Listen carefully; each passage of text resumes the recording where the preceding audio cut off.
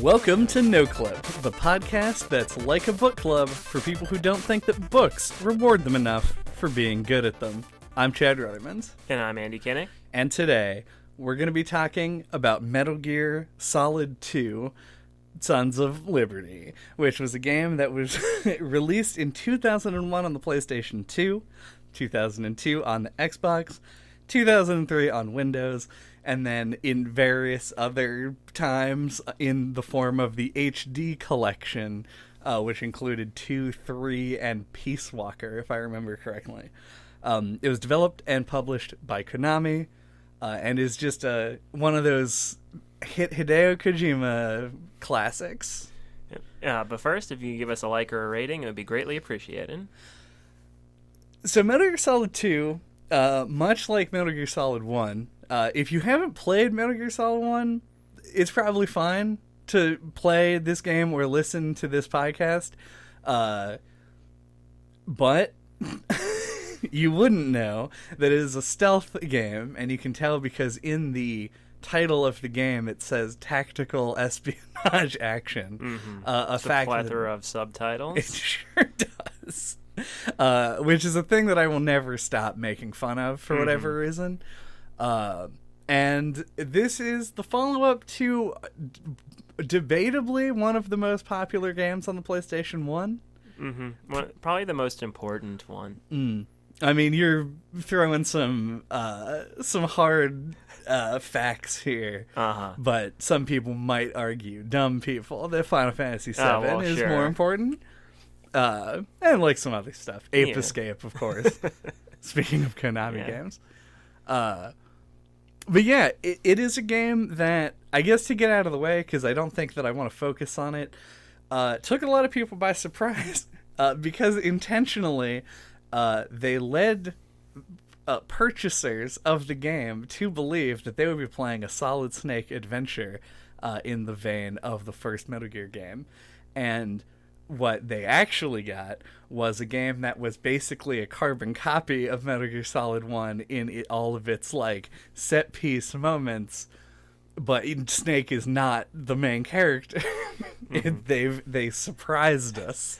It's weird that Final Fantasy VII came up because I was going to posit you this question of, what do you think is like the Luke, I am your father of video games? Is it Aerith dying in Final Fantasy VII? Spoilers. Or not being, or playing as Raiden instead of Snake in this game? Which one was the bigger twist that now everybody knows, and if you play it now, you can't go in not knowing? That is a good question. I feel like this one, because of the sequel element, because Empire was a sequel. That's a good point. And people knew going in like who Darth Vader was and who Luke was. And people knew who Solid Snake was coming into this and knew generally what they wanted to expect out of the game. The Aerith dying is a pretty good one. It's one that like literally no one who knows anything about Final Fantasy could possibly be spoiled on. Like they just already know. Yeah. That's why I felt comfortable not saying spoiler warning beforehand. And if you're the one person that didn't know, I'm sorry. Yeah, we saved you from a very negative emotion. I've been told. But yeah, and I always found that extremely interesting. My Bizarro World universe that I live in contains the unfortunate fact that I did play this game before I played Metal Gear Solid 1. It's just sort of this game came out when I was 10. I was a kid, and Metal Gear came out when I was even younger than that. So it was weird to me how the build up was to this game, reading back on it in retrospect, you know? Which I have to imagine is even weirder for you because you didn't know about it until you were like in your 20s. Yeah, I never played Metal Gear Solid growing up. I don't even really feel like I had many friends that did. Like, it's not a series that, like, was really on my radar at all. But yeah, it is weird to go back and, like, read about, like, the the lead up to this game, it being like really hyped and highly anticipated, and that's just not at all a thing that I experienced, so I can't really comment on it. Yeah. Despite me playing the game around the time of its release, I didn't know any of this was happening. I was not plugged into the industry at 9, so Right. it's a strange sort of a thing, because I feel like we get this all the time now, right? Like with the ever-present social media. I was well aware of shit people were saying about The Last of Us Part 2 well before it came out, just because of fucking Twitter, right? Like, and you have to try to avoid things nowadays. Yeah, but it feels like such a modern phenomenon, but it was present here, and I imagine that, like game facts and message boards are the culprit here, but it's just weird to me to think that there was like a mass group of people who were like, can't wait to be Solid Snake. What? I'm not Solid Snake, I'm this baby man. Is channeling my inner JJ on that one. Like, it's something that I think is really cool, though. Like, I wish that kind of stuff could happen nowadays. 'Cause, like, leaks are so common now that there's no way they could put out a sequel to, like, a really popular game and hide information like this about it. Yeah. Or at least not of this size. Yeah. Yeah. Like, nowadays, like, I think studios are so, like, paranoid about that kind of stuff that they just release too much information ahead of time, just to get ahead of it so it doesn't get leaked. Yeah, that's true. Yeah, with like Smash Brothers reveals are the only things I can think of that are actually surprises anymore. And even those get fucking leaked sometimes. Yeah. And even worse, like the time that they spoiled that they were doing the Simon Belmont reveal because they just put up a Castlevania song on the website accidentally. Yep. Like, shit like that just happens all the time. And, yeah, it wouldn't really be possible to do this kind of a thing anymore. Which is sad. For a high-profile release, anyway. Yeah. But yeah, that's kind of it for that, because I didn't really experience this in real time. You obviously didn't. I definitely didn't, yeah. So I don't necessarily want to linger on it, other than it was a ballsy move and sort of plays into what the game does narratively, which we'll get into a little bit later. So yeah, I have a lot of respect for it. The closest thing I can relate to it is with Kingdom Hearts 2, where the first 6 hours you play as Roxas and not Sora, which was a surprise. So it's kind of a reverse of this game, where you are playing as Snake for the first couple hours, and then you switch. Right. Kingdom Hearts 2 did the opposite, but and I notice that you say, I have a lot of respect for it, which is something that you say about a game that you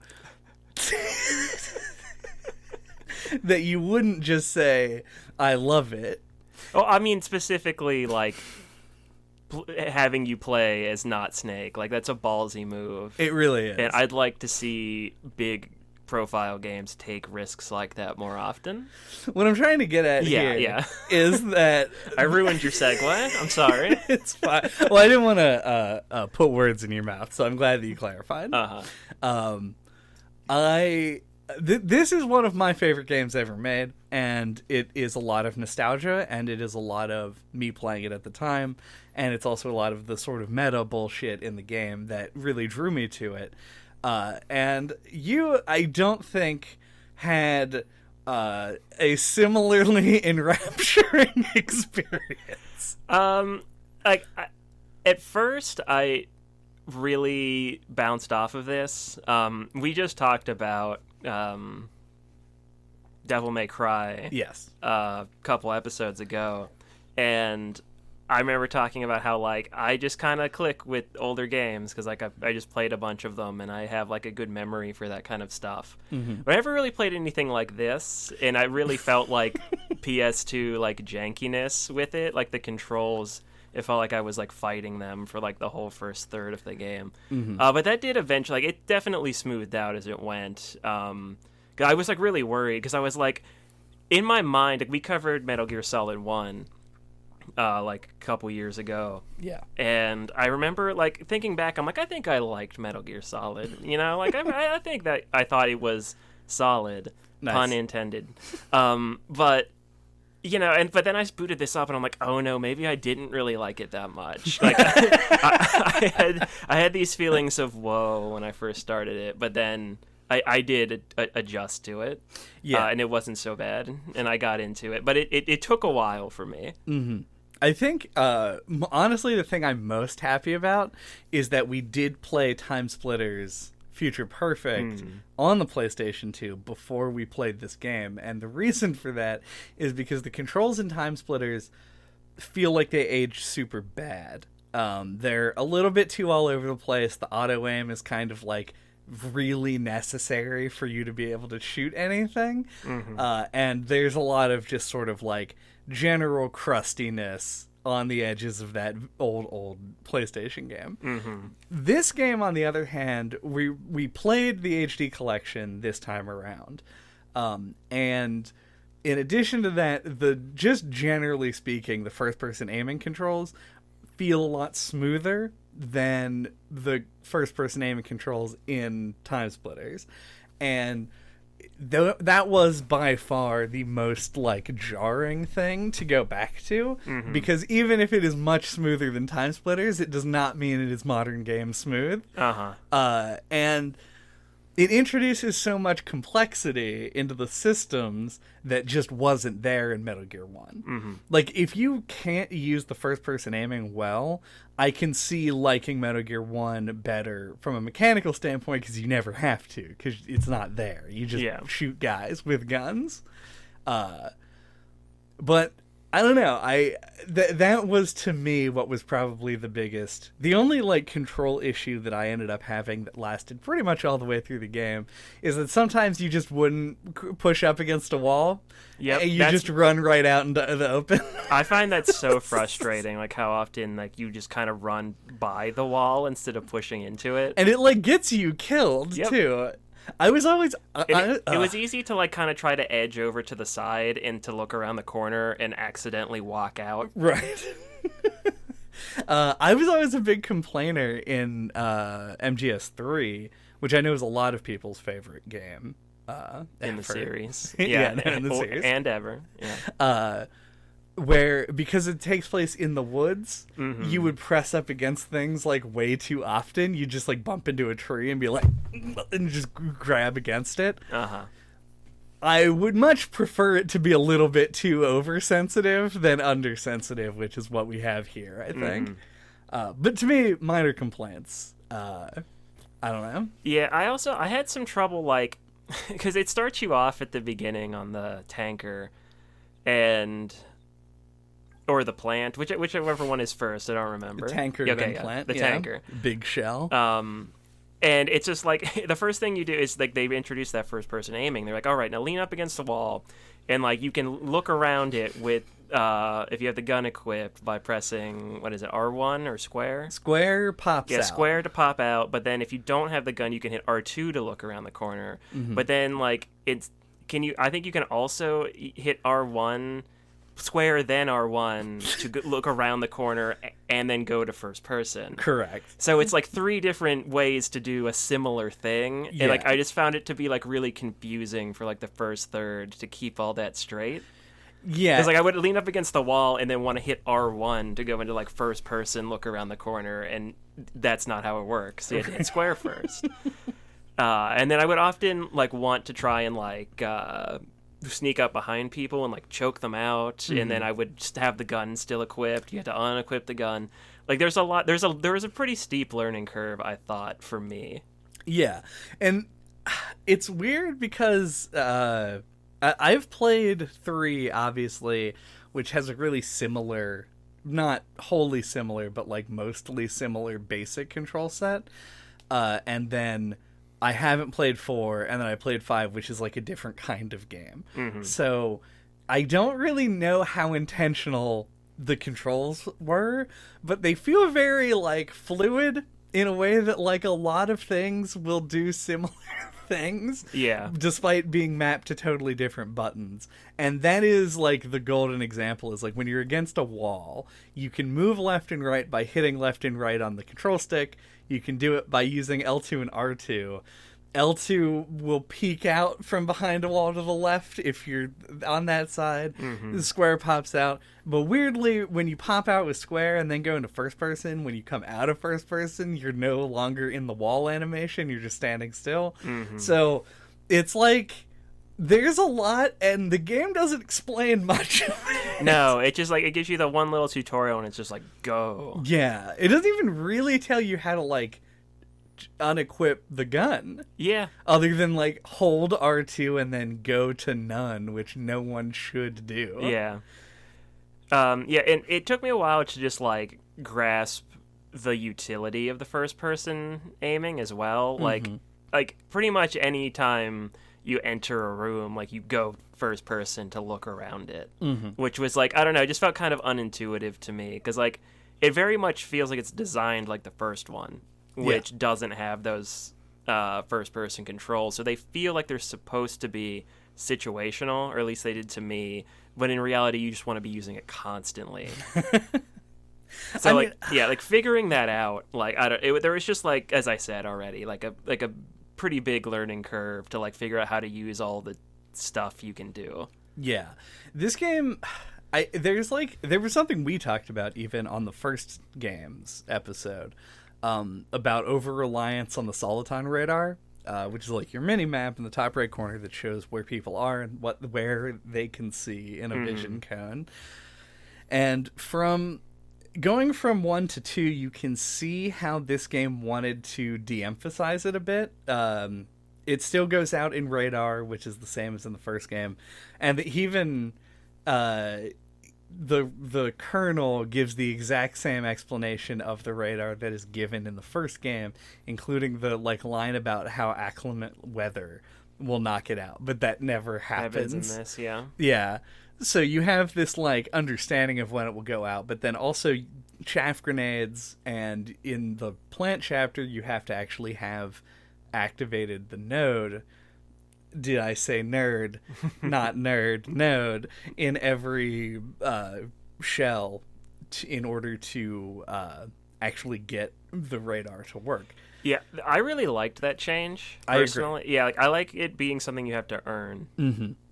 Yeah, it makes you have to become more familiar with the area before you can just, like, make it a video-ass game. Yeah.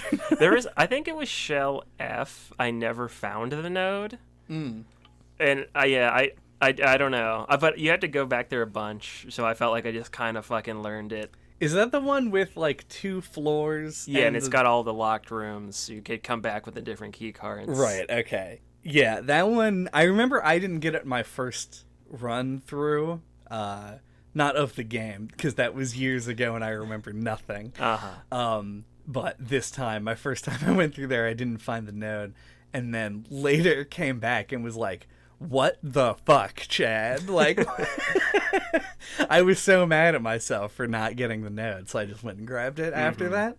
But yeah, I like that change as well. I like that it avoids letting you just rely on the radar all the time in order to make use of the first-person aim.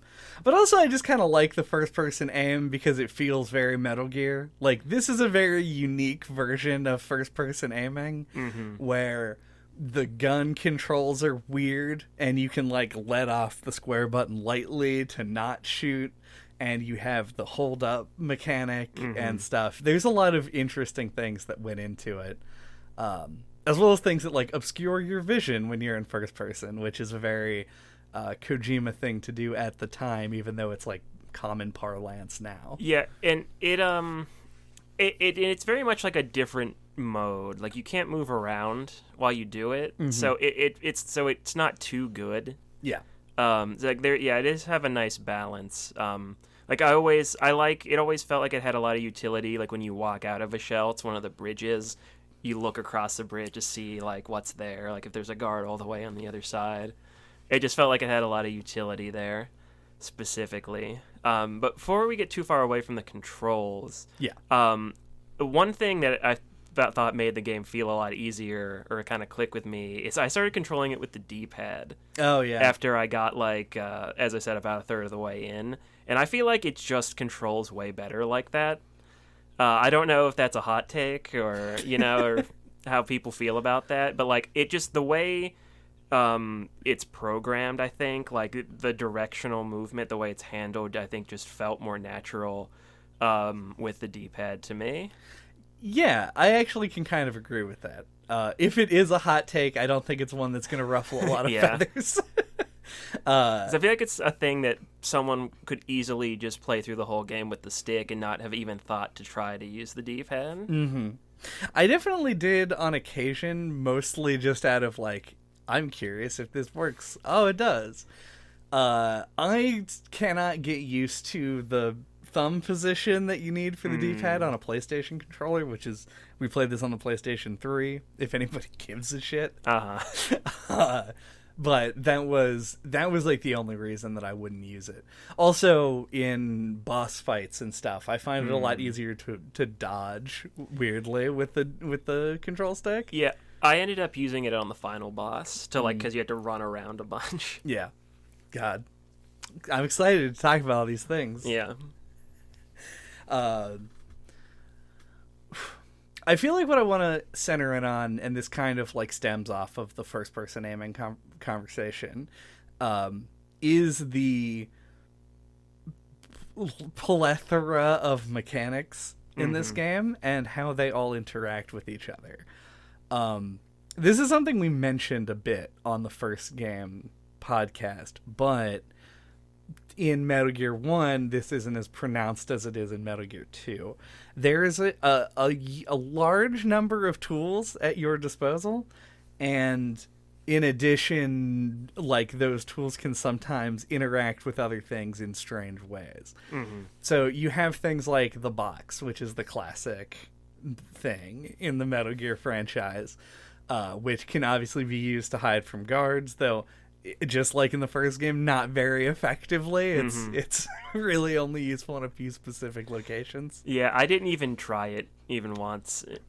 I mean, that's fair. There's lots of stuff I didn't do on this, like, single playthrough. Yeah, I remembered it not really feeling like it was any good in the first one, so I didn't even bother. There is a zone in this game, I believe, I may be confusing games at this point, where you can get up, I think it's in the shipping area, you can get on the conveyor belt and put the box on and be delivered to a different shell, which is cute and interesting. And like that, and that's just like one example.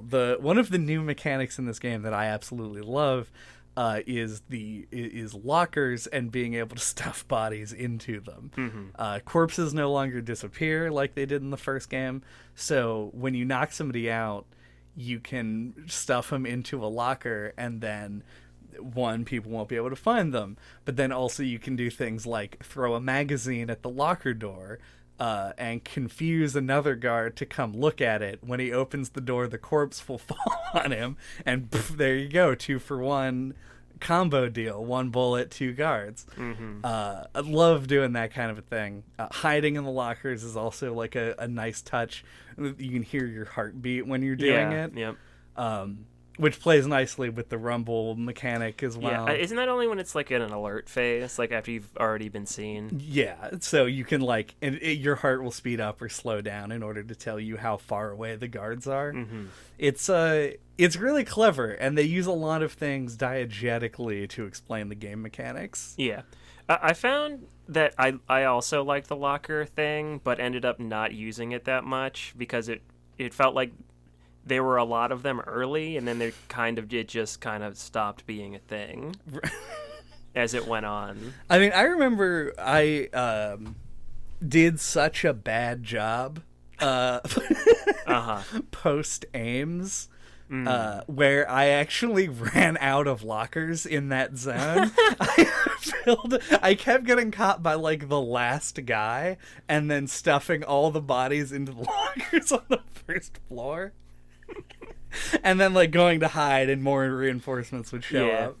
It usually felt like it wasn't worth it to like move the bodies to me. because there aren't a ton of rooms you spend a lot of time in. Right.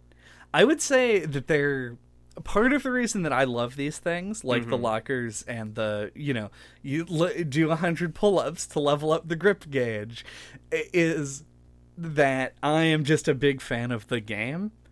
And while their practical use is pretty small, the immersive use is where I put my stock in it. So I don't blame you or anyone else for not engaging with certain things. Yeah. But to me, that's like the charm here. No, yeah, I don't disagree, but I think that stuff's super cool, and I find myself wanting to engage with it. A good comparison here is that just came to mind is at the end of Earthbound, where you can go around the whole game world and talk to everybody.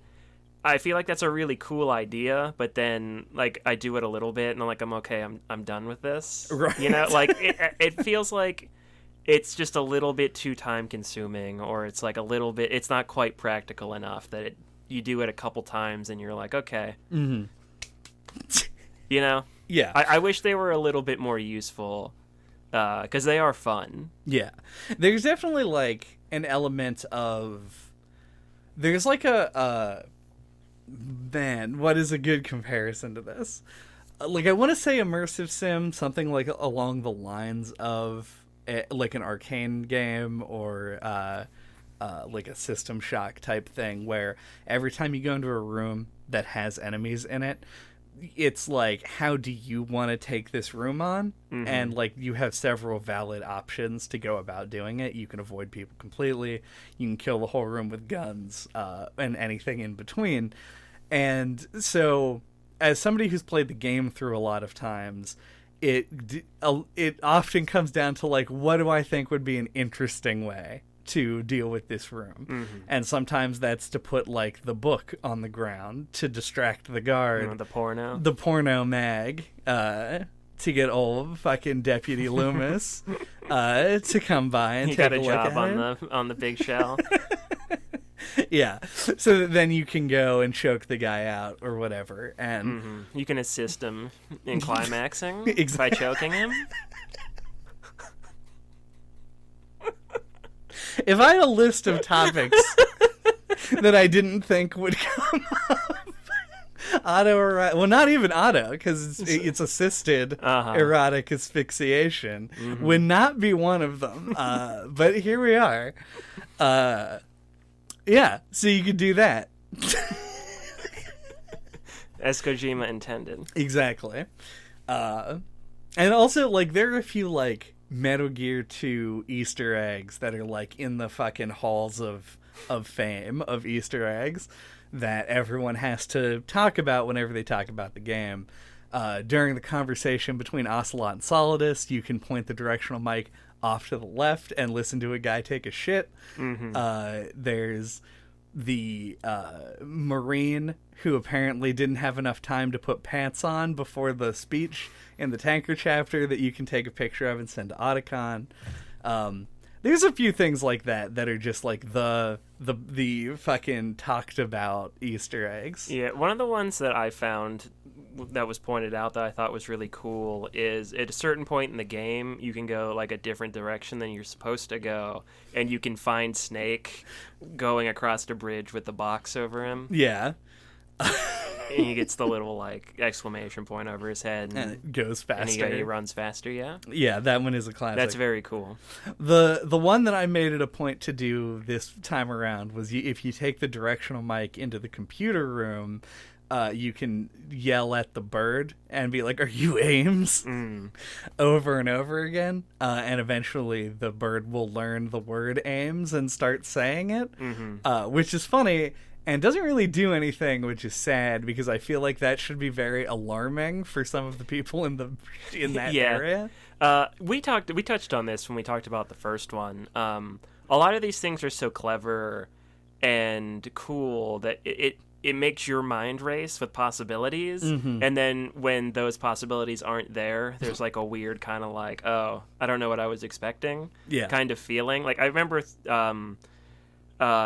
talking specifically in the first one with the handkerchief. Yes. I remember thinking it would be really cool if because you can catch a cold in Metal Gear. It's one of like the cool things. Like you could use the handkerchief and then plant it on a guard to get them sick or something. Right. But like you can't do stuff like that. Yeah. And you can't hold it against the game or anything, obviously. But like you do it. It's the weird feeling, because like the game gets you thinking like that. Yeah, it's like a weird. It makes promises that it itself can't fulfill. It obviously wants you to think like that so that you'll figure these things out. But then your imagination will carry you a bit too far. But yeah, that is that, and the special codec conversations and stuff I think are kind of a nice touch as well. Shooting the seagulls, making everybody call you a monster, and things like. And that's actually the bird crap that you can fall on at the very beginning of the game comes back to haunt you horribly after the fucking Harrier fight where you have to cross a narrow pipe that is covered in bird shit. So you just fall into the ocean and die. Yeah, I weirdly have in my notes that the seagulls are like a weirdly standout like feature. Especially for the time, I feel like if games had anything like that, like environmental detail, it was just like a crude 2-frame animation in the skybox of some birds. Yeah. But in this, like they're like an actual like part of the game world. Yeah. In a way that you still don't really see in games a lot. Like they actually feel like they have a presence. And it weirdly stood out. Like they feel like their own like part of the game. The seagulls. The seagull part. Yeah. And it's weird because there's actually like a difference between shooting a seagull with a gun and tranquilizing it. Like it will fall and give the little blue Z's if you trank a seagull. It's weird that they even went as far as to make that distinction because I don't think that a seagull would survive. Yeah, you can come up behind the seagull and like choke them. Yeah. But yeah, it's just like they feel like they roost in places that make sense. Like there's like they weirdly stand out. Yeah. Yeah, no, excellent seagulls in this game. Excellent, and the bird, the parrot that you learn that can learn the words. Just a great bird game all around. Got it. Okay. Do you have other things specifically on mechanics and stuff? Because I was going to talk about sort of like the actual stealth in this game. That makes sense. All right. So I live in a big hole of self-doubt at all times because I don't like stealth games. And this is like one of my favorite games ever made. And it's difficult to reconcile that with myself. And I don't know exactly what it is about it. I think it's because this game is like a 30-minute stealth game and then is 11 hours of dialogue, cutscenes, and boss fights. And then the rest of it is just sort of running around. I haven't played this game in a long time, but that long time ago, I played this game a bunch of times and was very used to doing this game as a non-lethal playthrough. That used to just be the way I played the game after like my first couple of playthroughs.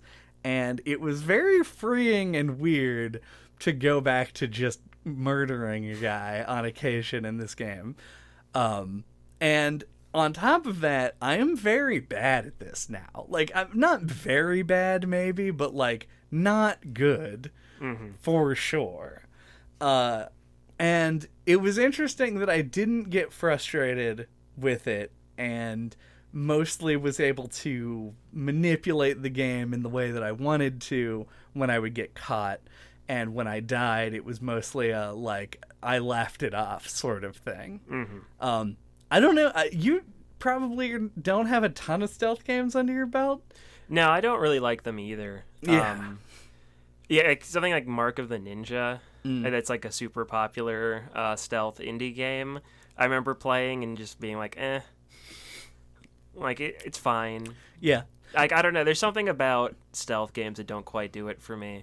But, I don't know. I feel like even that being said, like, I'd never played or know of another stealth game that's anything like Metal Gear Solid. Like, it definitely, I think, stands out from its contemporaries. Yeah, and I think that's mostly true. I think that there's an ease of stealth in this game that is not necessarily true in a lot of other games. Like, obviously, you can crank the difficulty up and it becomes a lot more difficult. Mm-hmm. It's a dumb sentence. But I'm rolling with it. But for the most part, you can kind of, as long as you take your time and are pretty chill, you can avoid detection and stuff. Mm-hmm. And when you are detected, the game is very lenient with how punishing that's going to be. In most instances, you can literally just leave and come back and everything will be more or less normal. Yeah, like, there really aren't that many guards for how much space there is. And if, like, you know what you're doing, like, if you're going back through areas a bunch, like, you can run through a room, just, like, flip kick the guard and knock him over, and then just run out the other door. Yes. And nothing bad will happen to you. Mm-hmm. So, like, you can circumvent a lot of the stealth if you want to. Yeah. It's almost weird in that way, and I think might be the answer to why it is that I'm more okay with this game than other stealth games.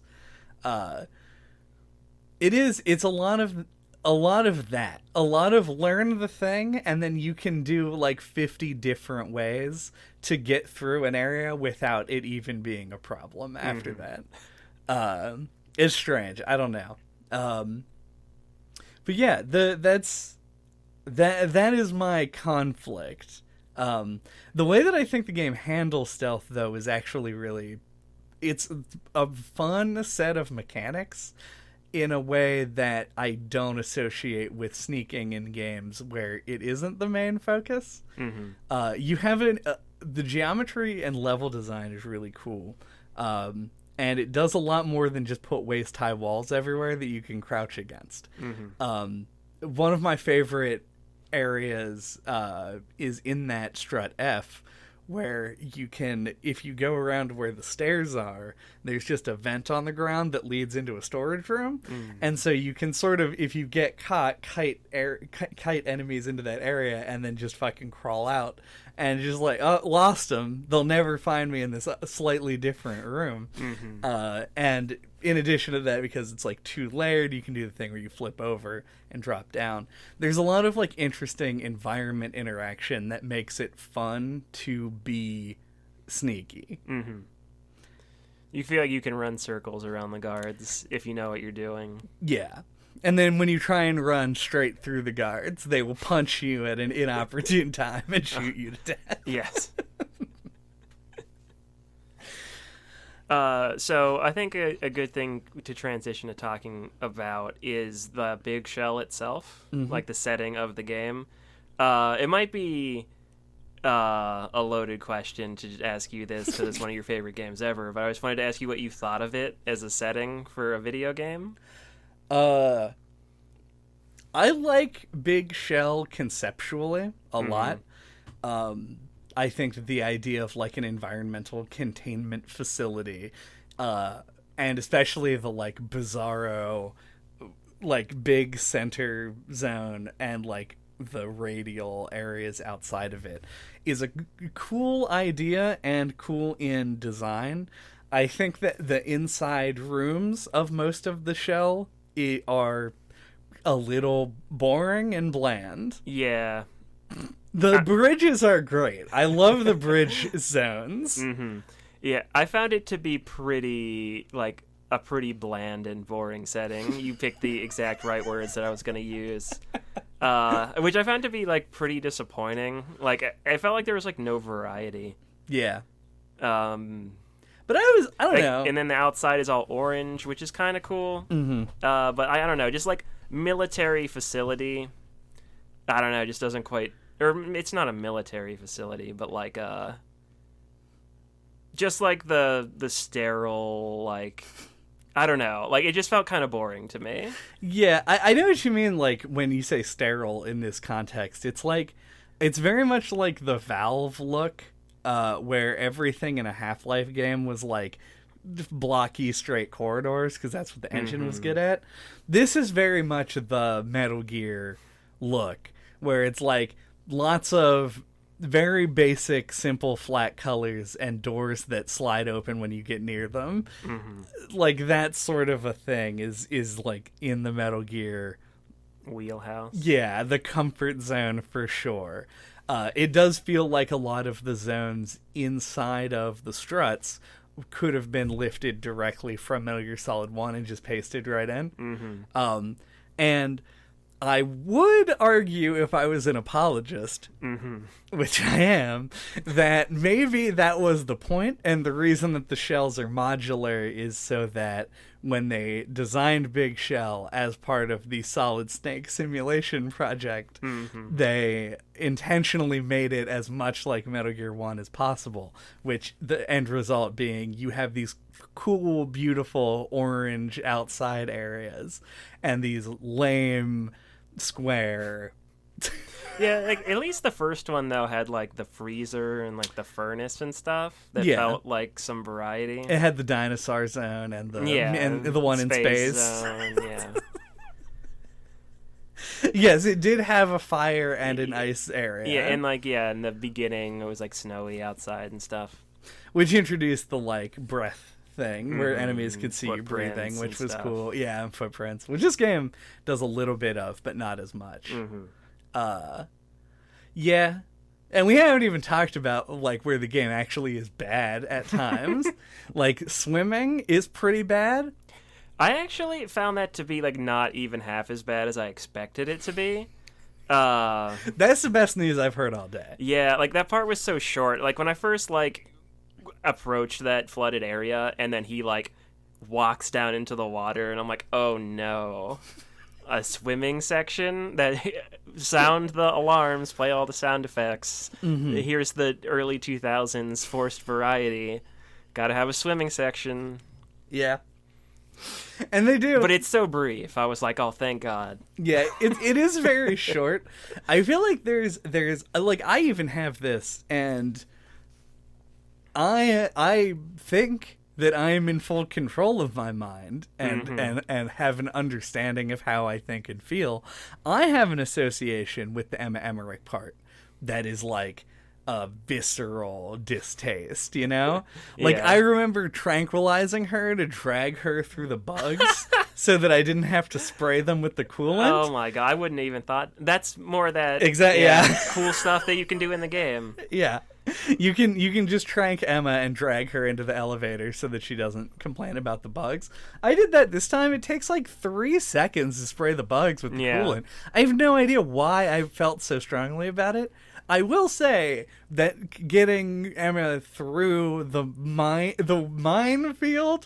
they're mines, sea mines. For no reason. No reason at all. I have no idea how anyone could justify those being there, other than it being a video game, which in fucking Kojima with a background of space and his brain is exploding out of his head, in the meme that I'm inventing right now, fucking maybe that's intentional. Maybe he's like, if I put mines here, everyone's gonna know that the whole thing is like, they're gonna start piecing it together. The VR, the snake is in the room, Pliskin is there, he takes his name from a movie, and all this shit, and they'll just figure it out if I put these dumb mines here. But even without that, it just doesn't make sense, and it just doesn't take very long to do. No, it's very, very short. No, but it does suck a bit. It's not a fun zone of the game. No.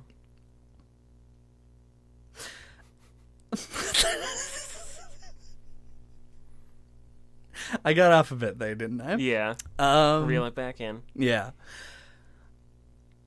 Do you want to talk about... I got caught up on things in the game that suck. Oh, yeah. And I got the Emma Emmerich part out of the way. And I mean, there are probably a few other things that I could call out that I don't love. The Claymore mines when she's walking across the bridge irritate me because they don't give you any indication they're there until she's already died once. Yeah. But I want to talk about boss fights, and I was wondering if we wanted to save that until after a break. After the break. After the break.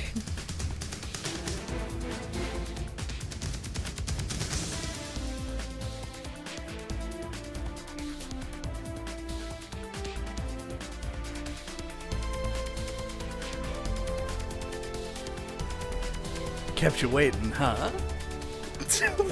Welcome back.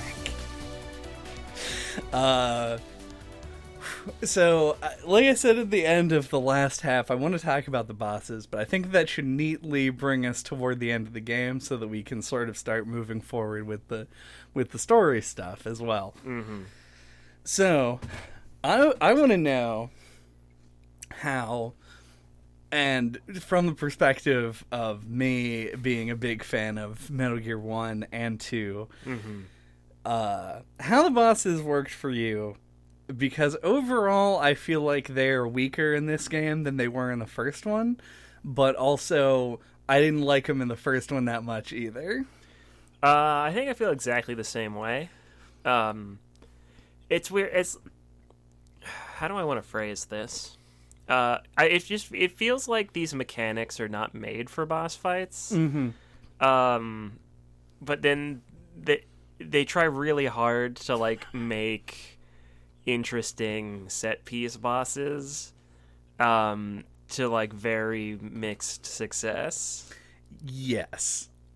I think one of my favorite things that happened while you were playing the game is you just being like, man, the Harrier fight was like actually playable. Yeah, this time around. Yeah, because the Hind fight in the first game is like just butts. And in this At least game, I remember it that way. No, it is. Okay. I hate the Harrier, and I hate the Hind rather. I don't love the Harrier, but I think that it is much better as far as fighting a plane goes. The game basically has boss fights that are like regular boss fights where you shoot a guy until he is dead, but then they just layer on all of this extra shit on top of it. And that's why you're playing the game more so than in other games, I think. Like, the wrinkles to the boss fights that don't involve just reducing their health bar to 0 are the things that make them unique and cool, but they never quite break out of the box of not great. I feel. I think the only ones in this game that I genuinely enjoy, and I don't think that you agree, are Fat Man and Solidus. I think are both good. And then everything else is just kind of like, sure, that is a thing I did. Yeah, I thought Solidus was fine.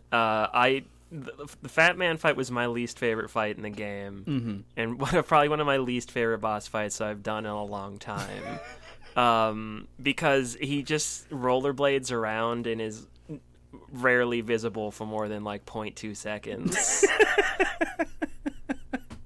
So he's very hard to shoot at. He sure is.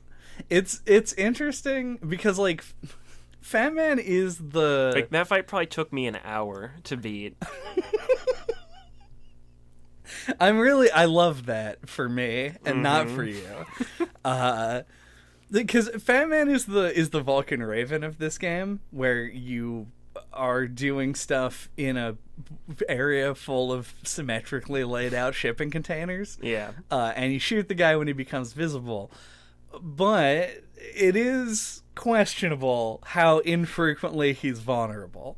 It is hard to do, but once you get the hang of it, it's insultingly easy. That's, I think, is its worst like aspect. Is it's a boss that's really, really hard, until it isn't, and then it isn't hard ever again. Because once you kind of like get the rhythm down and you're like, okay, go fucking you just get rid of the bombs, then you wait until he starts moonwalking, and then you just empty a clip into him so he falls over, shoot him one time, and then go back to doing what you were doing until he's like, let's take a break from bombs. And he will proceed to never plant any more bombs and just only skate around. Yeah, it's it's not great design. I won't argue that it is. I just find it to be fun to do on occasion. And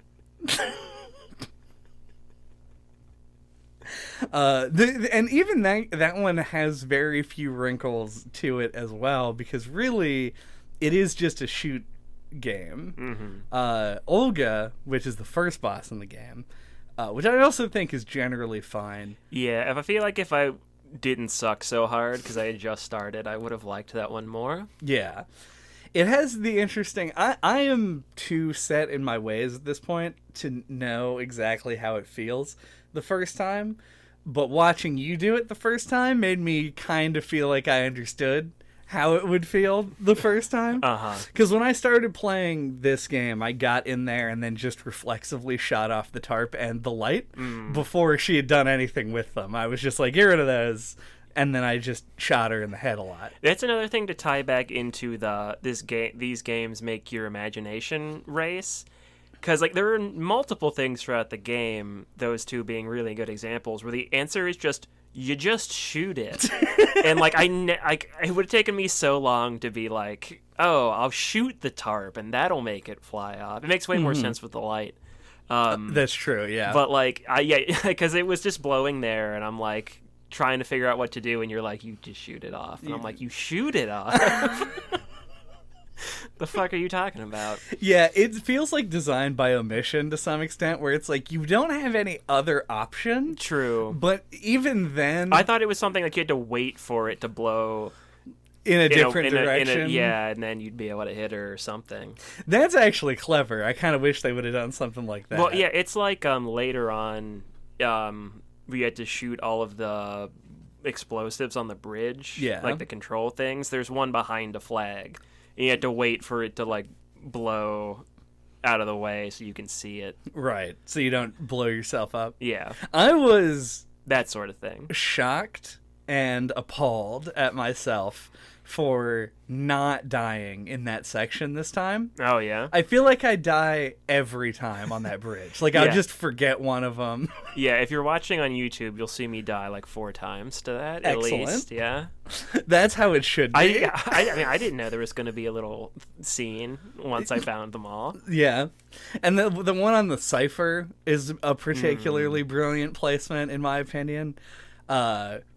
I liked those parts. We're not talking about bosses right now. No. Shooting the C4 control units, I thought was a cool...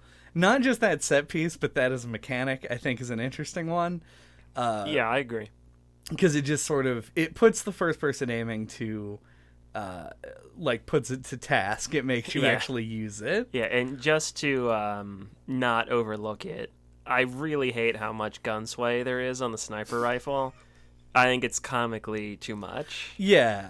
I only... Okay, so for the viewer's benefit, you obviously know this because you are you. Yes. I only watched you play the beginning of this game, so there was a lot of, Yeah, so you saw me suck real bad. Yes. But it also means that there were a lot of tips and tricks that you did not get from me. Did you know... You can smoke the cigarettes? Yeah. And also Pentazamin is Right. specifically for that. Yeah. So, yes, it is comically bad, but I think it's there to encourage you to use the items. It just doesn't seem like a good mechanic to me. It's like, oh, the gun goes all over the place. Take this pill. Like, what's the point of that? I don't know. Because Pentazamin was in the first game. I guess. I don't know. I just don't like that. Yeah. I never thought about it, if I'm being honest. The cigarettes, I think, is a way cleverer thing. Yeah. But I don't know. I still don't. I think it's dumb. Also presents a lot, Personally. presents a lot clearer of like a risk reward as well, because it does drain your health. Yeah, and that makes it make some kind of sense. Yeah, the pentasamon is just like you get a minute of not swaying with the sniper rifle. Mm-hmm. And I had the full 10 pentasamon, and I used like 9 of them during the bridge segment where you have to use the PSG-1. So yeah, I don't love it either in retrospect, but I can't say it's anything that I ever thought of before. Mm-hmm. All right, you want to go back to talking about the bosses? Yeah, who's after Fat Man? Well, Fortune is technically before Fat Man, but it's not much of a boss does that fight. even really count? It no, first of all, because it isn't. Well, yes, let's say it does count, because what I said before was that all of the bosses are essentially just get their health bar to 0, and Fortune's isn't, so that gets a bit of a shout out. It's like just an obstacle course essentially. Yeah, you just have to avoid getting shot. Mm-hmm. But it's very short though. Yeah, so it doesn't really feel like a boss fight to me. And it leads directly into another boss fight as well. So, and then you get the plane. Yeah, the Harrier, and then Vamp, right? Yeah, I think Vamp would be next. The boss fight density picks up near the end, which is unfortunate. But I really hate Vamp. It's my least favorite boss fight in the game, and I think it's just because I'm super bad at the game, more than anything else. And I would be curious as to how you took to Vamp, because I've heard people say that it's like the best boss fight in the game. It was probably my second favorite of them all. But I also suck at the game, so I don't know if that has anything to do with it. But like the part where he pins your shadow to the ground. Yes. And I don't like that part, but like just like playing it, like, because I had to do it several times. Like I enjoy the fight up till that point. Mm-hmm. And then I ended up Googling something about the fight and found out you can shoot the lights. So yeah. And then I thought it was fine after that. I probably played this game 3 times through before I realized that what he was doing Yeah, was I had no shadow. idea that's what was happening. Yeah. I also love Vamp in the context of the story of the game, and particularly at the end when Shalashashka, a.k.a. Revolver Ocelot, a.k.a. Liquid Snake, is like, there's no such thing as magic or luck, when he's talking to Fortune. But he employs Vamp, who is a vampire. Who can nail your shadow to the ground. Like, a lot of the stuff Vamp does, sure, maybe you could explain it with something.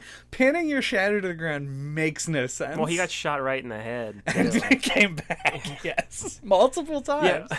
It's so weird to me that there isn't any, like, payoff for him being a vampire. Yeah. Like, it feels like it's setting up for there to be some kind of clever way to kill him. Like, I know it would be really corny, but, like, you don't have to use, like, a silver bullet or, like, shoot anything through his heart. Yep. Or anything like that. You just shoot him in the head. And that kills him. Like, well, it's like, why did it work this time? I mostly shot him with grenades. Sure, That's sure, there's just no other on use the bridge, for the grenades. Oh, he yeah. comes back, and then, like, you shoot him in the head 4 times, and then he dies. Man, so the first Vamp encounter for me sucked because I'm bad, as I mentioned, and I just had a hard time with it. And I was doing the stuff I remembered about the fight to make it as easy as I could, but I would constantly get into situations where I would, like, cartwheel into the water and die. I did do that at least once. Yeah. Yeah, and, like, just lots of shit, and then I would lose and get frustrated and have to start over. But eventually I got through to him with grenades. And then moved on. And then the second fight, I ran out of bullets, of PSG-1 bullets, and did not pick up the extra ones that are there prior to when he grabs Emma. And the downside of that is that it cuts down on the amount of time that you have to actually kill him. So I ended up using the tranquilizer version of the sniper to trank Vamp to death. Wow. And that takes more than 4 hits and was difficult. But Sounds like it. Did get him, though, eventually. I should have let Snake do the shooting long before I just ran out of bullets, but here we are. Yeah, they just keep respawning, so you can just pick up as much as you want. Yep. Just keep getting those bullets and then not be out when the fight starts. Yeah. But yeah, that's Vamp. I think Vamp is a cool character because of the sort of build-up around him. But then, like you said, there's no payoff to him being a vampire.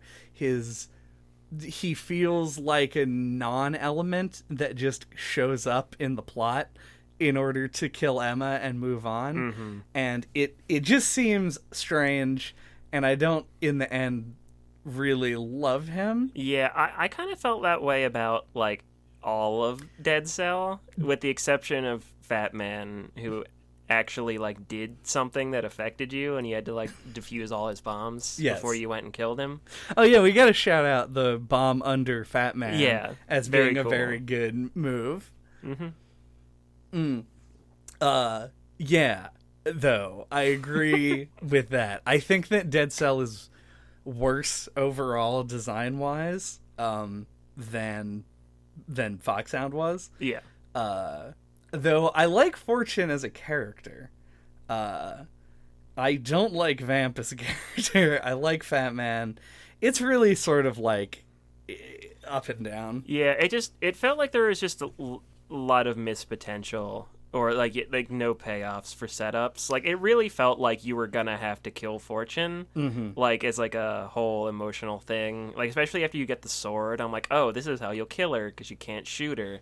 You'll like, I don't know. It just felt like it was setting up for, like, actually fighting her again after the first fight, and then you don't. Yeah. There's even that scene where you leave Snake to fight her. Yeah. And you think Raiden's gonna turn around like 8 times, and he never does. It's weird. Yeah. I do, I gotta say, like a lot of things in this game, the impression that they left on me, I felt was more important than the actual effect they had in the game. Sure. And as little as it ever comes up, anytime I have to remember what side of the body the heart is on, I think of that line where Revolver Ocelot's like, oh, I remember. Your heart's on the right because it's on the wrong side of the body. And I'm like, aha, yes, heart, left side. Got it? Anytime that you need to remember, you could just put your hand to your chest. Nope. I got to think about Metal Gear. And then that brings us to effectively our last 2 boss fights, which round out the game, which is the Metal Gear Ray nonsense boss, where you shoot missiles at Metal Gears until they tell you to stop. Like you're a restaurant fucking pepper grinder. Right. But the pepper is made of missiles. And the salad is Metal Gear Ray.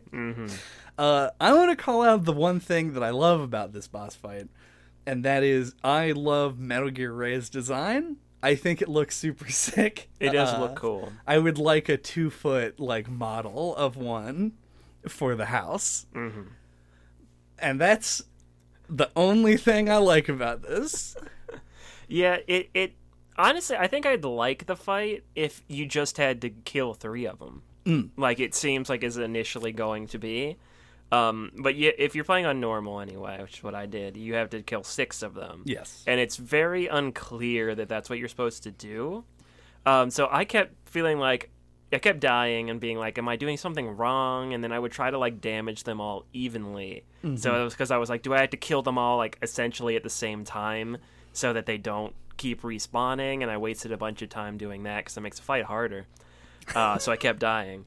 But it's like, no, you just have to keep going until you kill 6. And once you know that, it's not that bad. But yeah, it just like, I feel like there's nothing in there to signal what's happening in a way that rubs me the wrong way.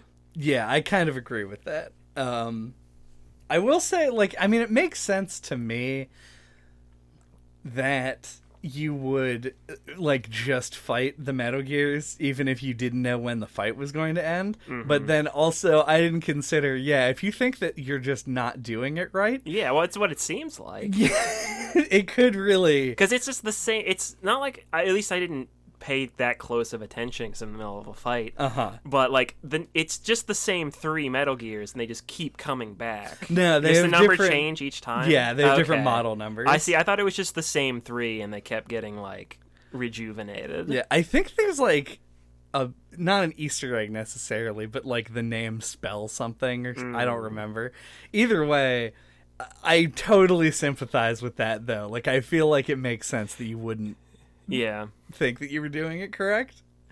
I do also like that they bleed. I don't understand why they bleed. Is that not just oil? Presumably, but it's also like a little red. I mean, so is oil.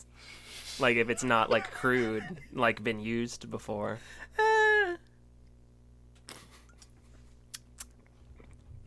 It's just a weird touch. Sure. Even like to just spew oil out is a weird thing for a machine to do. But yeah, I don't know. I like Ray's design. I don't really like the fight. It feels like, regardless of difficulty, it feels like it takes too long. And yeah, it's just not that. I guess it's tense, so that's good. Yeah. But that's that one. Then you go for a ride of a long cutscene. A cutscene that is like not joking, like 40 minutes. Where I might be joking. I didn't time it, but you go through a lot. There's like the sequence where Olga shows back up and gets killed, and then the showdown where everyone double crosses everyone else like a bunch of times. And Fortune is actually psychic. Yes, and deflects the missiles and shit after being shot. And then Ocelot takes the Metal Gear, jumps off the edge of Arsenal. Snake jumps after him, just fucking raw dog. Right.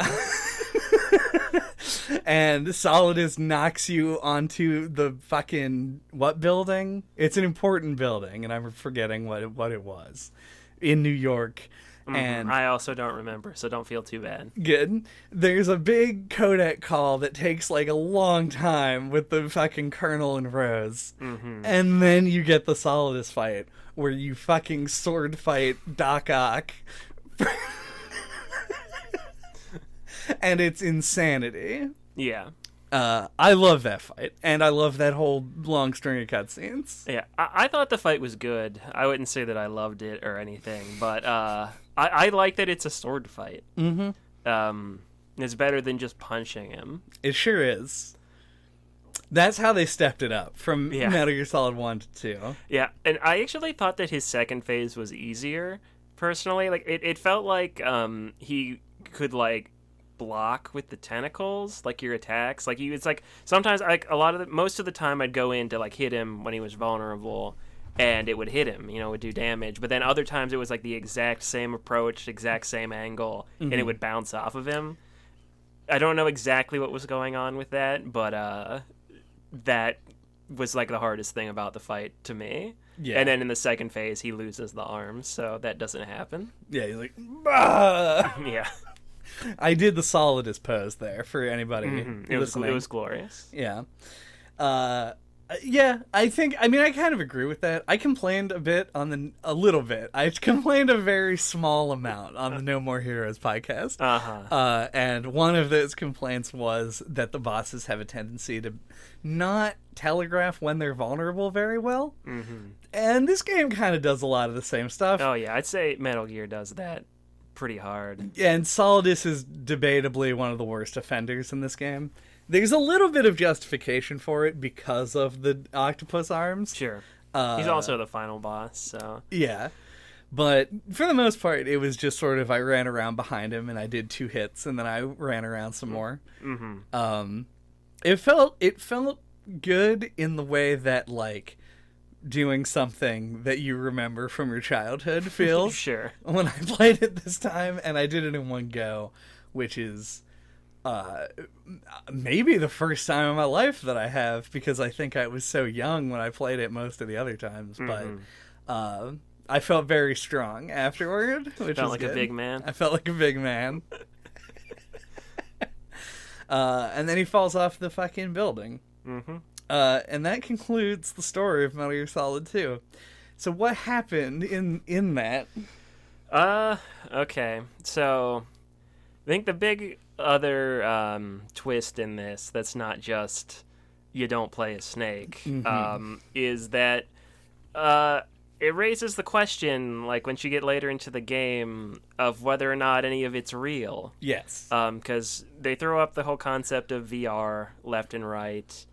And then once you upload the virus from Emma, the kernel starts acting weird. Like, he glitches out, calling into question, like, whether or not things are real. And then you have, like, the best quote in the game when you run into Snake and he has the headband on. He says, "Infinite ammo." Also making it seem very not real. And then the whole, like, Metal Gear Ray fight, like, you go up a ladder and then you're just, like, in a VR holodeck room, but then you're not. And, you know, like, it's just, like, it really blurs the line, like, what's real and what isn't. Yeah, and in all of the areas in Arsenal Gear, there's sort of a lot here to unpack. As far That's an understatement. Yeah, as far as, like, how far does the metaphor go in terms of the game. I think that my interpretation largely is that the entirety of the game is just sort of aware of the fact that it's a video game more than anything else. Like, I think that whatever happens in the story is sort of understood as part of Metal Gear to not be a real thing. But obviously leaving open the interpretation that the characters themselves have their own in-fiction lives and whether those things are happening to them. But people historically throughout the series audibly using words like action button, it seems like an indicator to me that the whole thing is very aware of itself as a video game. And when you look at Kojima going forward, you see that he does this all the time. Death Stranding has a shitload of these things in it. But I want to point out that when you're in Arsenal Gear, the floor has, like, the location data of where you are scrolling on it all the time. And they all have, like, body names, and they're very, like, I believe the boss fight arena is called Arsenal Gear Rectum, and it just says that scrolling on the floor, like, all over it, and it's super strange to see in the game. But yeah, you, like, travel through Arsenal Gear's, like, body as you go from area to area, and the kernel bugs out and freaks on you. And that was the thing that shot this game to a perfect 10 for me when I was a kid. That was, like, the thing that blew my mind and destroyed my thoughts about everything. And I finally understood what media criticism was, and I started reading Noam Chomsky. All of that just because of this one moment. Those were all jokes. Except it is a perfect 10. Did you know about this prior to playing the game? I did. Okay. I did know both of the twists already. It's kind of hard not to. Agreed. If you're into video games. And I never, like, thought that Metal Gear seemed like a series that I would like, so I thought that I would never play them, so I didn't avoid spoilers. So I wish I would have had, like, gotten to experience it, actually, because I like stuff like this, too. I thought the meta-narrative was actually, like, surprisingly well done in this. I expected it to go a lot more off the rails, like, knowing Kojima. Yeah. But yeah, my favorite thing about it is how they, in the latter really long cutscenes in the game, go into how the big shell, whatever, the triple S program thing, like trying to three snakes and all this and that, trying to recreate Shadow Moses, and put soldiers through the training to create a soldier like Solid Snake again, blah blah blah, and talking about how, like, everything that Raiden's experienced up till now has paralleled the first game. Mm-hmm. I like that it, because I don't think I would have even noticed that if they hadn't brought it up. And that really made me like think about sequels. Like, it's not a new idea, but the presentation and the execution of it like really made me stop and think like, oh wow, like sequel. I mean, like, and I think they did it really well. Like, I think that like it was very much like the first game, but done in such a way that I didn't notice, and it just made me think about the nature of sequels, et cetera, which is what I think they wanted you to do. Yeah, the joke that I made, I think, on the first episode, I've referenced the first game's episode like 3 times, and I didn't listen to it prior to this, so me neither. I don't know how accurate a lot of these things I'm saying are, but I'm pretty sure that the joke that I made is that Metal Gear 1 is an anti-war game. It's a game that its messages about war are not particularly difficult to grasp. And Metal Gear 2 is a game about games, and those elements are not that hard to grasp. But I think that in both cases, that is hyperbole. I think that there is a little bit of a deeper message, as much as I like to clown on Kojima for being really obvious with his messages. I think that Metal Gear 2 specifically has this, like, really existential setting where you don't know exactly what's real and what isn't by design. And the end of the game throws all previous parts of the game into question in a way that I really liked. I think the fact that the Colonel is frequently just direct quoting lines that he said in MGS1, and it's Roy Campbell is the character name. Whoever the actor is who plays him, I have no idea. Yeah, it's the same guy from MGS1, which I guess isn't surprising because there's only like a 3-year difference between the two games. But the fact that they brought the same guy back to do the same lines and he gives a different performance on it really drives home sort of the elements of his character that worked so well in the sequel. And I think that Rose is an excellent character for the very same sort of reasons, where you get knowing in repeat playthroughs that she is also part of the GWAI is really interesting. But she is also a real person, I guess. Yeah. At the end, yeah. Yeah, Rosemary is real, and I don't know how much of what she says as part of the simulation is true to the character herself. Yeah.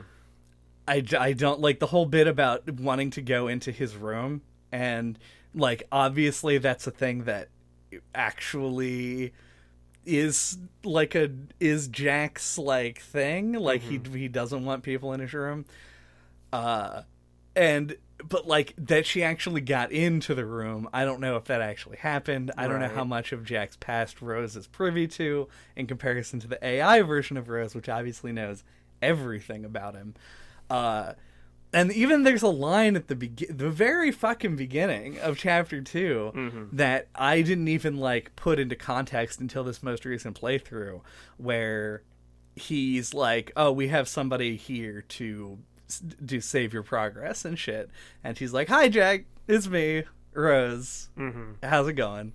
And he's like, Rose, you can't be in the field, blah, blah, blah, blah. And fucking the Colonel's just like, I have my own reasons for wanting Rose in here. And it's because, like, Rose is the thing that tethers Jack into believing everything that they're talking about, because, like, why would she lie to him? And beyond that, there's the fact that she is also an AI, so, like, it's just a simulation of conversation.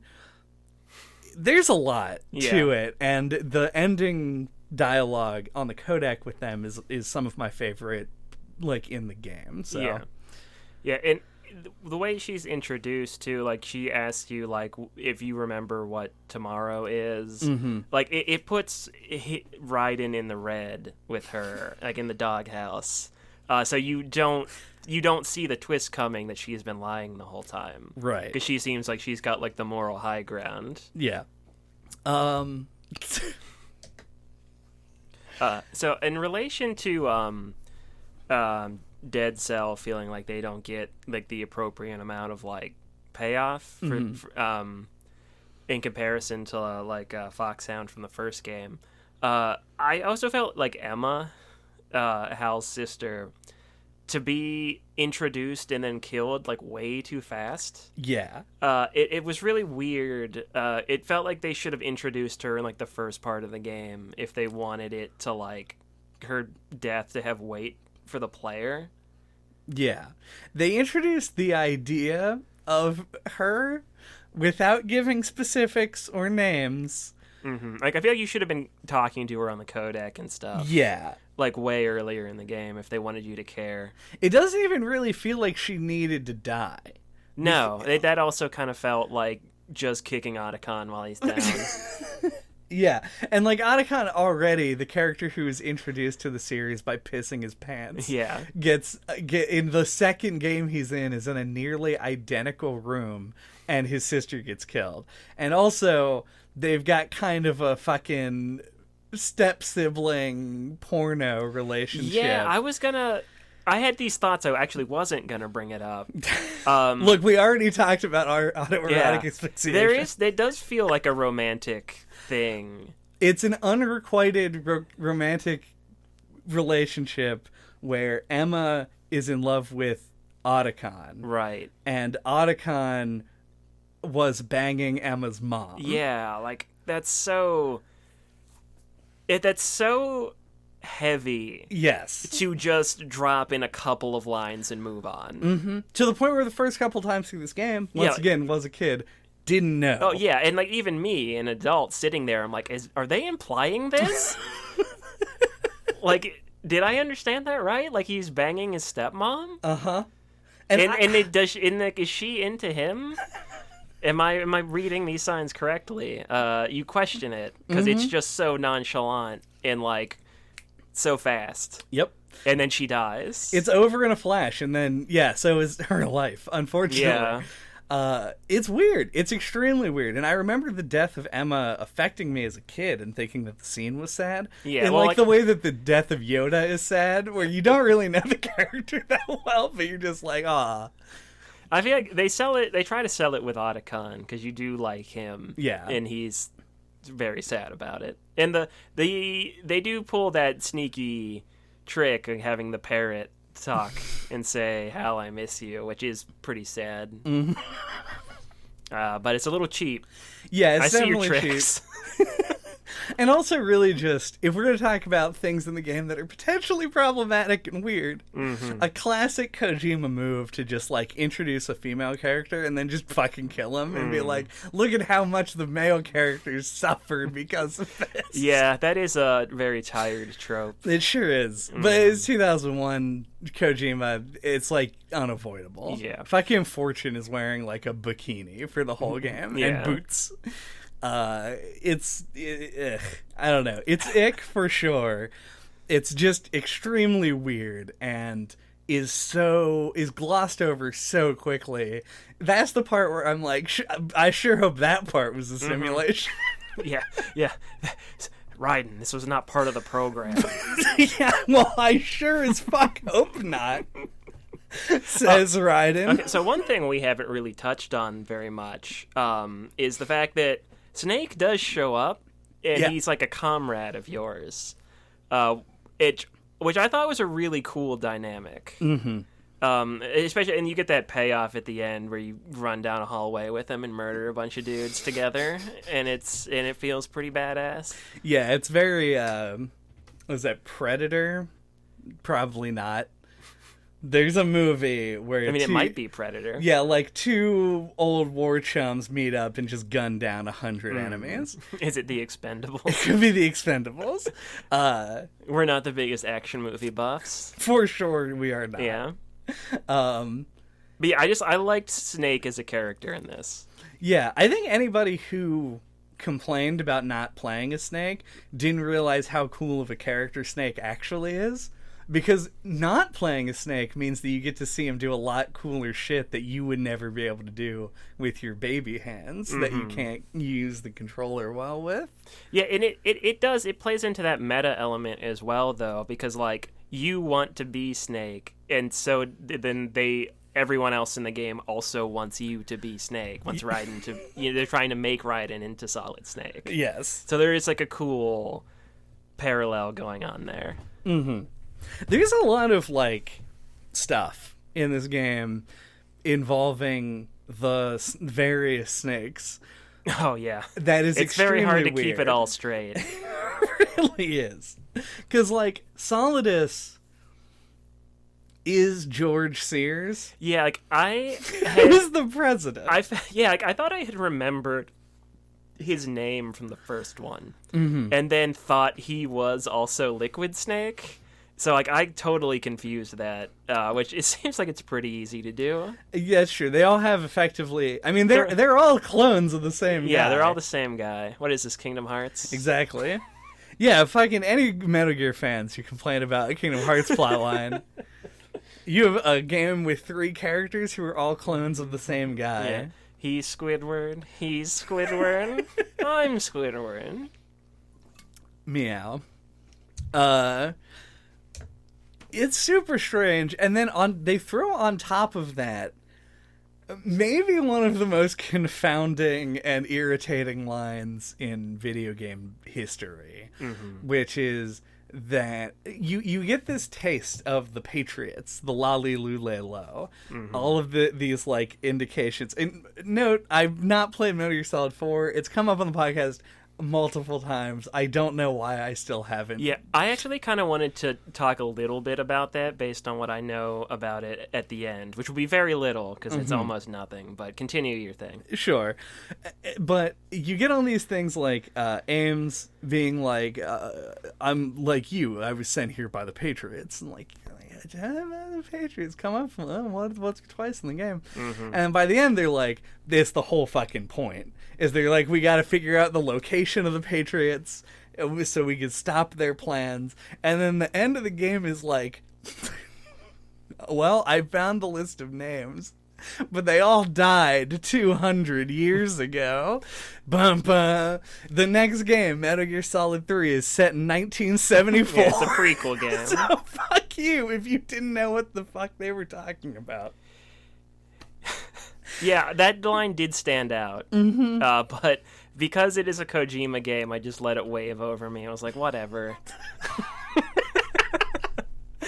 Yeah. I mean, I'll probably also never play Metal Gear 4, so I'll never find out. Oh, I will play it one day. Yeah. Probably. You have access to a PS3 now. So I do, yeah. Nothing's stopping you except $60.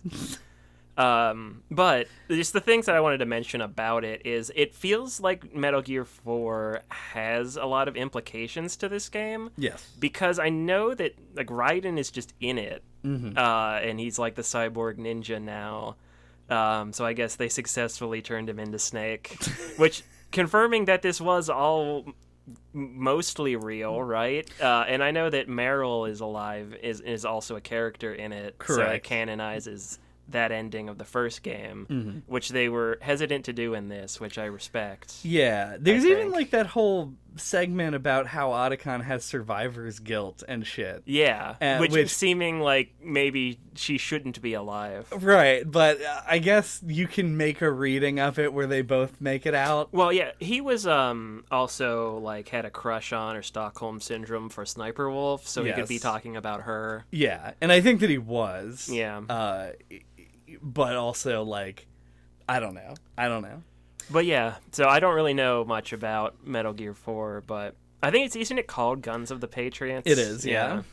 Yeah, and this is the Sons of Liberty, which is just another of the pseudonyms that they use to refer to the Patriots. It sounds like a TV show that your dad watches on, like, Sci-Fi or History Channel or whatever. Starring Tom Selleck or some shit, yeah.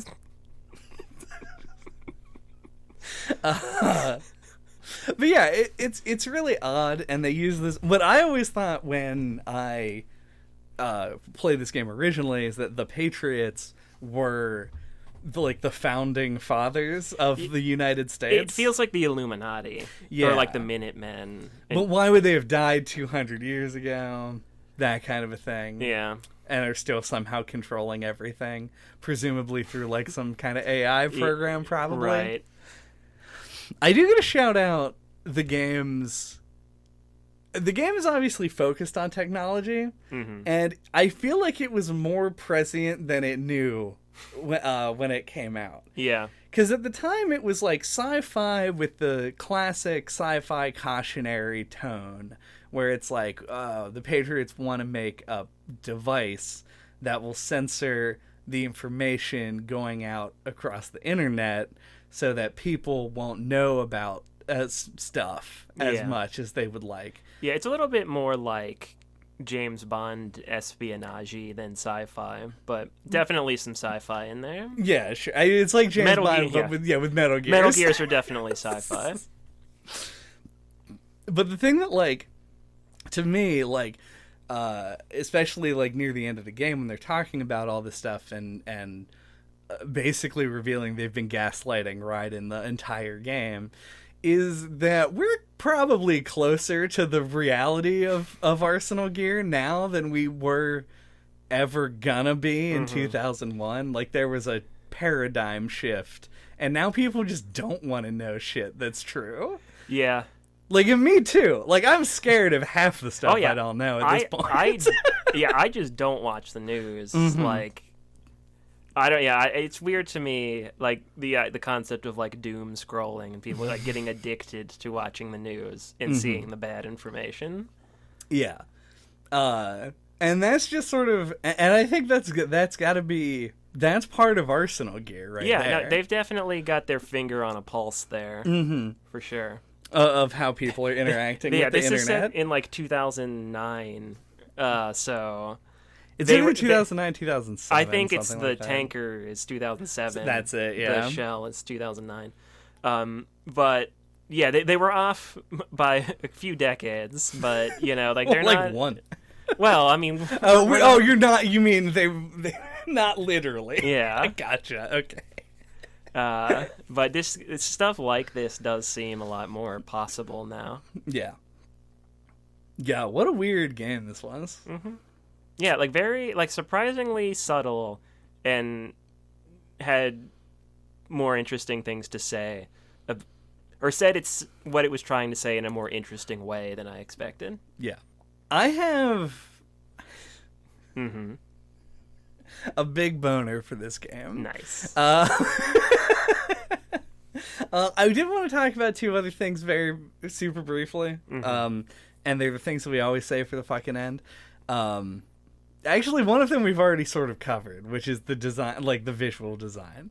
I think that for the most part, everything looks as you would expect it to, coming from Metal Gear 1, but the shell has a really nice sort of outdoor look to it. Yeah, it's another example of it's a good series to look at if you want to like put into perspective the graphical leap between the PS1 and the PS2. This game looks so much better than Metal Gear Solid 1.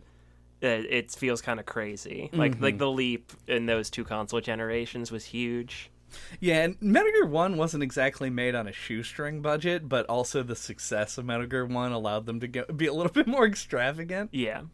So you do get, like, face detail, which you did not have. Yeah, Raiden has eyes and not just shadows. Yes. And it also gives them the ability to have the 3D models in the codec calls, which is, I mean, I love the illustrations. Yeah, I think I kind of prefer those, personally. Sure. But it doesn't allow for as much expression. Sure. But, I mean, they could have animated them. But, I love the illustrations, like those Metal Gear, like on the title screen, and some of the flashbacks, you see like little kid Raiden, he's illustrated like that. I just love the look of that artwork. Yeah. It's just, it's really good, and it's like a signature style for those series at this point, so just really, really enduring style of art that I'd love to see. But yeah, we did already sort of mention that. So the thing that I want to move on is to sound design, and it's three big areas that I want to talk about. The first one is the obvious one, which is the music. It's orchestral, like fully orchestrated, and with the exception of like the zones that are specifically like electronic for the feeling of it. I think it all sounds really good. Yell Dead Cell is like one of my favorite things in the whole world, and it's just because it's very corny and weird. But like the main theme as performed for Metal Gear Solid 2 is heart destroying. It's such a good track. Yeah. I really like the Big Shell theme. Yeah. It's on the thing I like to reference a lot, the chill video game playlist that I listen to.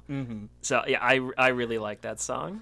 Yeah, there's a lot of really good music in here, and it's the use of it is incredibly I mean, it's a Kojima thing more than anything else. The dude wants to make movies and could give one fuck about your video game preferences, and he has a really good ear for like when to insert songs and when things are going to work, and when the lyrics come into songs, he chooses the appropriate times for them, and then other times there'll be a more understated thing. I love the boss musics. I love the overground theme.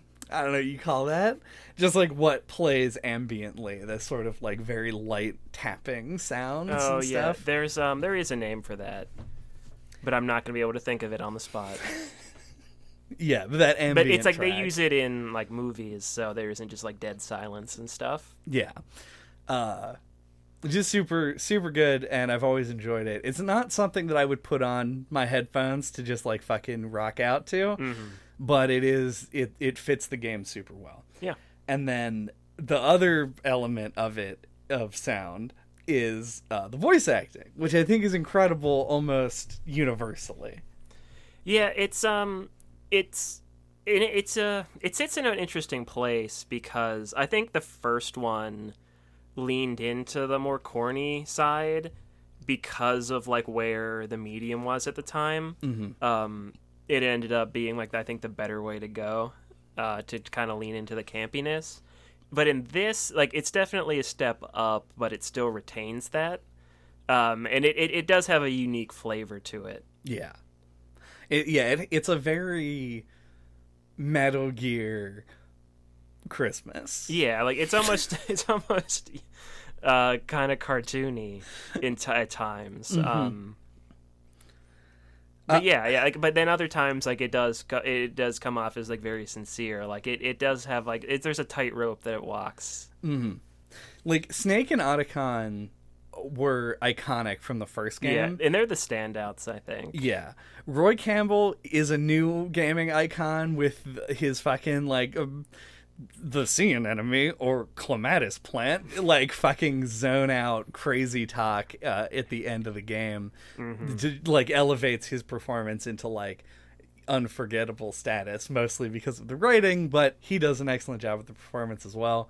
I think all of Dead Cell is really well. I think Fat Man, once again, best member of Dead Cell, he is flawlessly unhinged in his performance, and I feel like it was probably really easy to play Fat Man because you just have to go wild, and he sure did. And I think it works really well.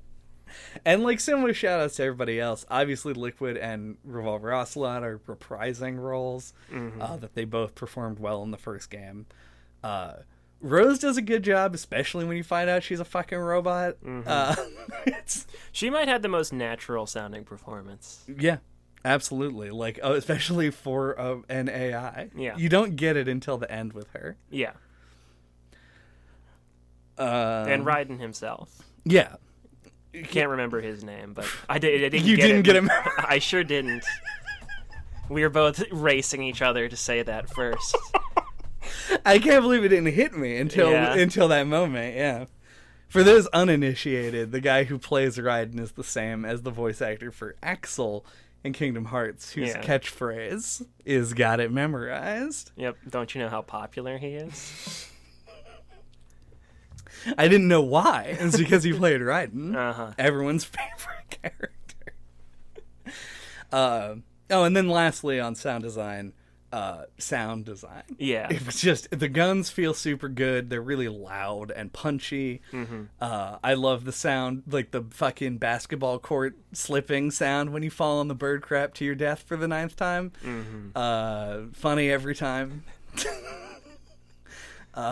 Just like, you get a sense of how loud you're being, and it's also, this is like a weird note, you have like a melee attack combo for both characters that's like a little bit different. And I like that Snake's feels more brutal, and Raiden's has more like finesse to it. yeah, and when he does the little flips and stuff, you can tell like, oh, Raiden's not making as much noise as Snake when he does the roll and stuff. Yeah.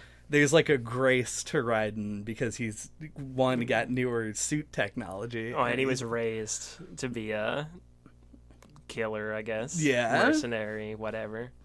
So it like highlights the differences between them, and just like overall makes the characters feel a little bit more different. And on that, do we have the F3 project final thoughts? My final thoughts are, I am not the biggest Metal Gear Solid fan. It's one of those things where I've always known them by reputation. Yes, Chad. I should have said, do we have Lolly Lulu thoughts? You should have said that. You're correct. Sorry, go on, please. But yeah, I've always known this series by reputation, and I know a lot of reviewers that really like these, and obviously you do, JJ does. But have never really clicked with me. I don't dislike them at all, but like, I don't know. It's one of those things where like I play it and I'm like, it's gotta be me, right? Like, they just don't quite do it for me like they do for a lot of other people. So it's always a weird experience to play Metal Gear for me. But I had some friction with this when I started. I sucked pretty bad at it. But it did smooth out. It started to click more, and it was enjoyable to play. And I think the playing it now, you know, like, and not at the time, obvious. And I knew some of the twists, so I didn't quite hit as hard as it will for other people. But I felt like the biggest enemy this game has, it feels like it's fighting its budget. It looks really great, but then it feels like things are like cut out. As we mentioned with Dead Cell, like a lot of those characters felt like they didn't get payoff, and there's probably versions of the script where they did. Maybe not, but it feels like it. Yeah, so like Emma, and also like the bomb expert guy, whatever his name was. Stillman. Yeah. You know, and I don't know, and you don't even use half of the map. Like Shell 2, you go to like 3 rooms in there. And they all suck. Yeah, so it does feel like it's a little bit too short for what it is. I'm assuming it's because of the budget. You see that a lot with ambitious games of this time, I think. So yeah, that was the biggest thing for me. Is this was a very good game. I liked this more than the first one, personally. But yeah, it felt like it could have been even better to me if some of those elements had been like followed through on a bit more. But yeah, like I was very relieved when the game started being more fun for me to play, because I was dreading it at first, and I did enjoy my time with this. So I'm glad that I have finally played another Metal Gear Solid game, because it's one of those things where like I've not touched the series, and it always kind of felt like homework, like something I should go do. You know, like also I have not played Half-Life, and it's another one of those games that weighs on the back of my mind, where I'm like, I should really play that. So I get to check another one off the list. Yeah. Obviously MGS2 is, as I mentioned before, like one of my favorite games. This is one of those like seminal games for me as far as like what it is that I like looking for in games moving forward. And yeah, In retrospect, it is a lot clunkier and a lot more sort of like heavy-handed than maybe I thought before, and it has its weird elements of having sex with your stepmom in it that are questionable decisions that if you had asked me 15 years ago, as we're approaching the 20th anniversary of this game, what I would have just said, no, it's perfect and Kojima is a genius and I love him. If you brought him to me right now, I would give him $60 more and say, I'll just take another copy, thank you. And it's a little bit less the case now. I'm still a fan of the game, and I still think it's great, and I think it holds up a lot better than I just implied maybe. But it is a lot of things taken in aggregate, I think. When you look at, we mentioned the little things, like the details of the game, it's just jam-packed with, but it's hard to make a list of them because most of them never come up as like an effective actual gameplay element. But the fact that they're there is important. The story goes in a million different directions at times, and while I think it finishes in a satisfactory way, has a lot of like loose ends, some intentional, some seemingly less so. But in aggregate, once again, it feels complete and it feels good. And the gameplay it's pretty tight for a game from 2001. And there's a lot of that stuff that just comes together and mixed with a little bit of nostalgia. And I was like, let's do Metal Gear Solid 2. And then I bought the game for like the 11th time in my life, fucking put it in and just played through the whole fucking thing in like 3 days. I would get up, play Metal Gear, go to work, get up, play Metal Gear, go to work until I finished it. And I had a great time the whole time. Even in parts that I didn't like, I was still somehow having fun just because I was going back to a childhood favorite. So if you have nostalgia for this game, play it again. It's a good fucking time. You won't regret it. If you don't, you have to play it. It's in the fucking gamer law. Mm-hmm. And if you don't, then you're going to get kicked out of the club, so fucking chop chop. Thank you for listening to No Clip this week. What are we talking about next time? Next time, Lightning Thunder Crash, we're going to be talking about The Medium. There it is. I figured it out. Halloween. A survival horror game. Sort of. I've finished it at this point. I've not played it yet. Mm-hmm. It is it's like a horror adventure game in the way that they are these days.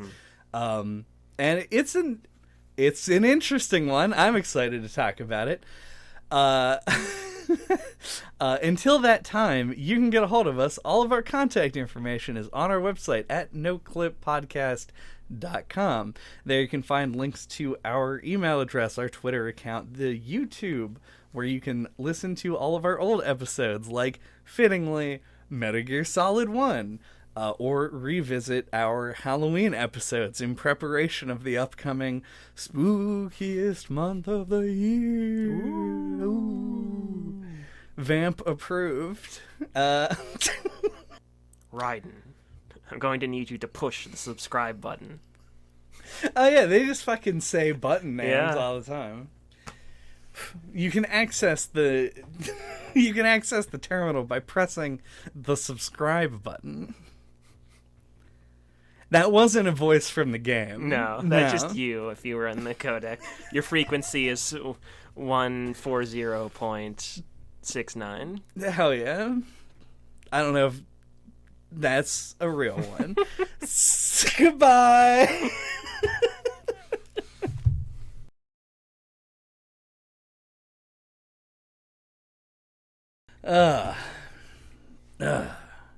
Colonel. Trying to record a podcast. But I'm dummy thick. The sound of my ass cheeks clapping together keeps messing up the audio. It keeps getting picked up by the mic.